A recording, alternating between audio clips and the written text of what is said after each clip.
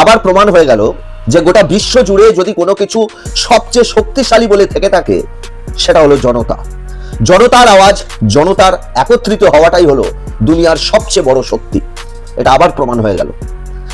হ্যাঁ, বিসিসিআই এর বড় বড় হর্তাকর্তারা বা ক্রিকেট জগতের বড় বড় হর্তাকর্তারা একটা সময় বলতো যে আমরা বাইরের আওয়াজে কোনো কান দিই না। বাইরের ক্রিকেট ফ্যানেরা বা বাইরের মানুষেরা কি আওয়াজ তুলছে না তুলছে, সোশ্যাল মিডিয়ায় কি বলছে না বলছে, এই বিষয়ে আমাদের কিছুই যায় আসে না, আমরা আমাদের ডিসিশন নিজেরা নিই, এই কথা বলেছিল।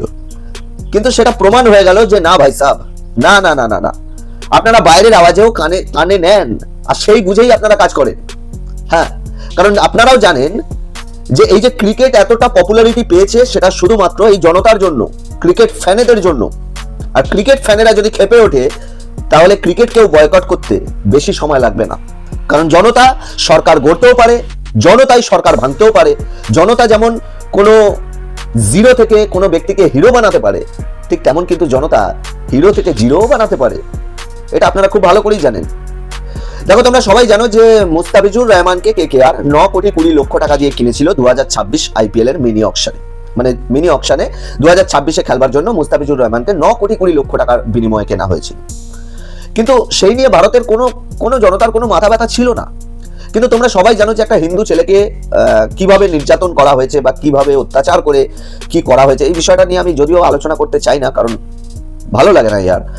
তবে যাই হোক, যে ছেলেটার উপরে যেভাবে নির্যাতন করা হয়েছে এটা দেখবার পরে ভারতের জনতা ক্ষেপে ওঠে এবং ভারতের জনতা কেকেআরকে বয়কট করবার দাবি জানায়। শুধু তাই নয়, ওপেনলি পাবলিক এতটা ক্ষেপে যায় যে বলে শাহরুখ খানকেও মারবো, সাথে মুস্তাফিজুর রহমানকেও। আর এরপরে বিসিসিআই এর আর সাহসে কুলায় না যে মুস্তাফিজুর রহমানকে দলের মধ্যে রেখে দেবো। মুস্তাফিজুর রহমান যদি ভারতে এসে খেলে মানে আইপিএল, আর তার যদি ভালো মন্দ একটা কোনো কিছু হয়ে যায়, বা শাহরুখ খানেরই যদি ভালো মন্দ কোনো কিছু একটা হয়ে যায়, তাহলে তোমরা বুঝতেই পারছো যে জিনিসটা কত বড় জায়গায় যেতে পারে। আর এটা ভেবো না যে না, বলিউড কিং শাহরুখ খান, তার গায়ে কেউ হাত দিতে পারবে না, এটা ভুল ধারণা। তাই যদি হতো তাহলে সালমান খানের উপরে এত বড় বড় অ্যাটাক হতো না। তাই যদি হতো তাহলে সিধু মুসেওয়ালা এইভাবে মারা যেতেন না। তো বিষয়টা হচ্ছে এটা যে দেখুন, জনতার শক্তি হলো সবচেয়ে বড় শক্তি, আর জনতা আওয়াজ তুলেছে, সুতরাং বিসিসিআই নড়ে চড়ে বসেছে। আর বিসিসিআই এর সেক্রেটারি দেবজিৎ সাইকিয়া ক্লিয়ারলি কালকে জানিয়ে দিয়েছেন যে কেকেআরকে অবিলম্বে রিলিজ করতে হবে মুস্তাফিজুর রহমানকে। হ্যাঁ, মুস্তাফিজুর রহমানকে অবিলম্বে রিলিজ করতে হবে এবং তার জায়গায় মানে বেশ কিছু অপশন দেওয়া হবে বোলারদের, এবং সেখান থেকে যে কোনো বোলারকে কেকেআর অবিলম্বে নিয়ে নিতে পারে, কোনো সমস্যা নেই, নিয়ে নিতে পারে। কিন্তু হ্যাঁ, এই ক্ষেত্রে বাংলাদেশের কিছু ক্রিকেট ফ্যান আছে, তারা আওয়াজ তুলছে, তারা বলছে যে ভারত নাকি ক্রিকেটের মধ্যে রাজনীতি ঢুকিয়ে নিয়ে আসছে। তো চলো ভাই সাহেব, ভারত মেনে নিলাম যে ভারত ক্রিকেটের মধ্যে রাজনীতি ঢুকিয়ে নিয়ে আসছে, তাহলে তোমরা তোমাদের best of the best allrounder, বা বলতে পারো বিশ্বের একটা সময় সেরা অলরাউন্ডার ছিল, তার কি অবস্থা করেছো? ভুলে গেলে নাকি নামটা? মনে করিয়ে দিতে হবে। তার নামটা হলো সাকিব আল হাসান। সাকিব আল হাসানের সাথে তোমরা কি করেছিলে? একটা প্লেয়ারকে দেশ ছাড়া করে ছাড়লে রাজনীতি করে। তাহলে তোমরা যদি নিজেদের দেশের প্লেয়ারের সাথে রাজনীতি করতে পারো আর তাকে যদি দেশ ছাড়া করতে পারো, তাহলে ভারত কেন পারে না ভাই সব? কেন পারে না? তো মোদ্দা কথা হলো এটাই, আমি স্যালুট জানাচ্ছি বিসিসিআই কে, একদম পারফেক্ট ডিসিশন নিয়েছেন। আর আমার মনে হয় এটা মুস্তাফিজুর রহমানের জন্য অনেক ভালো হলো, কারণ 9 কোটি 20 লক্ষ টাকার লোভে হয়তো মুস্তাফিজুর রহমান ভারতে খেলতে চলে আসতে পারতো, কিন্তু তারপরে তার সাথে কি হতে পারতো এটাও কিন্তু আন্দাজ সবাই আশা করছি করতে পারছো, সবাই আন্দাজ করতে পারছো।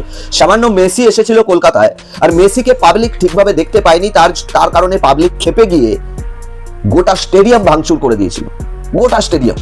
তার মানে এবার বুঝতে পারছো, যদি এত বড় একটা সিচুয়েশনের মধ্যে যদি মুস্তাফিজুর রহমান ভারতে খেলতে চলে আসে আর পাবলিক যদি একবার খেপে যায়, তাহলে মুস্তাফিজুর রহমানের সাথে কি হতে পারতো। তো সুতরাং বিসিসিআই সঠিক ডিসিশন নিয়েছে, এবং শাহরুখ খানও এতটা বোকা নয় যে এই সমস্ত বিষয়ে ইন্টারফেয়ার করবে। শাহরুখ খান খুব ভালোভাবেই জানে যে আমি জিরো থেকে হিরো হয়েছি আজ ভারতের জনতার জন্য, সুতরাং ভারতের জনতার আওয়াজটাই হলো সর্বসেরা আওয়াজ, তারা যেটা চাইছে সেটাই হলো মূল কথা, আর সেটাকে মেনে নিতে হবে। তো চলো টাটা বাই বাই। বাকি তোমাদের কি মনে হয় অবশ্যই কমেন্ট বক্সে জানিও। আর আমার ব্যক্তিগত একটা ওপিনিয়ন দিয়ে দিই, আমার যেটা মনে হচ্ছে যে পাকিস্তান যেভাবে আইপিএল থেকে পুরোপুরিভাবে ব্যান হয়ে গেছে, এইভাবে হয়তো এবারে ফাইনালি বাংলাদেশও পুরোপুরিভাবে আইপিএল থেকে ব্যান হয়ে গেল। হ্যাঁ, হতে পারে যে বাংলাদেশ আইপিএল বয়কট করবে, আইপিএল হয়তো দেখবে না, সেটা তাদের ব্যক্তিগত নিজস্ব বিষয়। তবে আমার এটাই মনে হচ্ছে যে আইপিএল থেকে বাংলাদেশ এবং পাকিস্তান সম্পূর্ণভাবে ব্যান হয়ে গেল। এটা লজ্জার বিষয় যে গোটা দুনিয়ার সর্বসেরা প্রিমিয়ার লিগ আইপিএল সেখানে তোমরা আর থাকতে পারবে না। চলো টাটা বাই বাই, দেখা হচ্ছে নেক্সট কোনো ভিডিওর সাথে। ভিডিও ভালো লাগলে লাইক কমেন্ট শেয়ার করে চ্যানেলটাকে সাবস্ক্রাইব করে দিন।